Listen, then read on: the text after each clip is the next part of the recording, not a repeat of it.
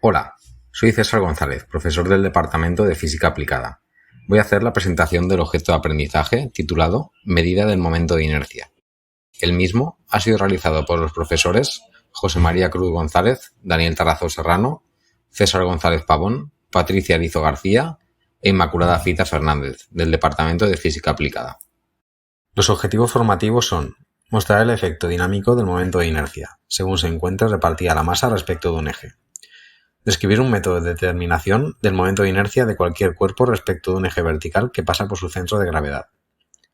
Los contenidos son: introducción al concepto de momento de inercia, modelo físico que relaciona el momento de inercia con el periodo de un oscilador angular, materiales necesarios para las medidas, calibración del dispositivo de medida, medida indirecta del momento de inercia de un tubo de PVC hueco y determinación del momento de inercia y su incertidumbre. El momento de inercia es un parámetro físico que depende de cómo se encuentra distribuida la masa respecto de un elemento geométrico. En esta práctica en concreto, se medirá el momento de inercia de un cuerpo respecto de un eje que pasa por su centro de gravedad. Según la definición del momento de inercia respecto de un eje Z que pasa por el centro de gravedad para esta viga formada por 12 costillas de PVC, sería sumar para toda la masa del cuerpo el producto de la distancia al cuadrado de cada uno de los diferenciales de masa. Conocer el momento de inercia de un forjado es fundamental para conocer su resistencia ante las acciones externas. Asimismo, el momento de inercia determina la aceleración angular que adquieren las aspas de un ventilador cuando se le aplica el momento de un par de fuerzas. Si a una masa m conectada a un resorte lineal se le aplica una fuerza externa y se suelta, se establece un movimiento periódico de la masa oscilando alrededor de la posición de equilibrio, debido a una fuerza elástica proporcional a la constante elástica característica del resorte, y el estiramiento medido como la posición de la masa respecto del eje X.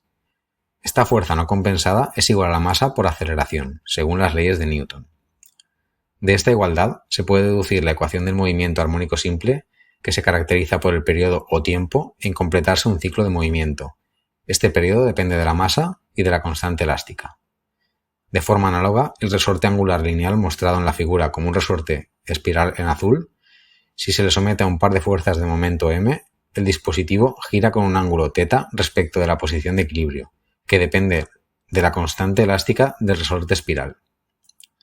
Si se suelta, en esa posición el momento que el resorte ofrece al giro original para devolver el resorte a la posición de equilibrio hace que el dispositivo oscile, adquiriendo una aceleración angular proporcional al momento del par aplicado e inversamente proporcional al momento de inercia del oscilador respecto del eje de giro.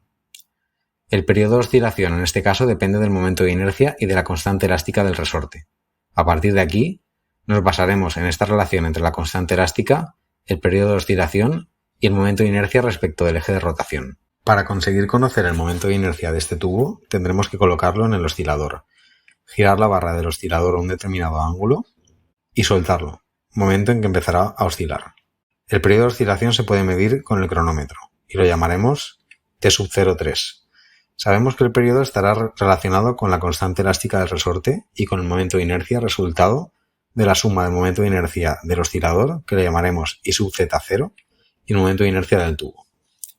De esta expresión reconocemos que hay dos características propias del oscilador, la constante elástica de los elásticos y el momento de inercia del propio oscilador, ambos en negrita en la diapositiva. Si conseguimos conocer su valor, se podría despejar el valor del momento de inercia del objeto que hemos colocado en el eje, en este caso, el tubo de PVC. Para resolver estos parámetros característicos, K sub RA e IZ sub G, se plantea la calibración mediante el uso de sistemas de momento de inercia conocido. Se emplean dos tornillos que en un caso se colocan a una distancia R1 más próxima al eje y otra R2 más alejada. La ecuación que relaciona la constante del resorte con el periodo del movimiento oscilatorio en cada uno varía en el momento de inercia de los tornillos que se han añadido. El momento de inercia de los dos tornillos colocados a cierta separación se puede calcular como la masa de los tornillos por la distancia al cuadrado.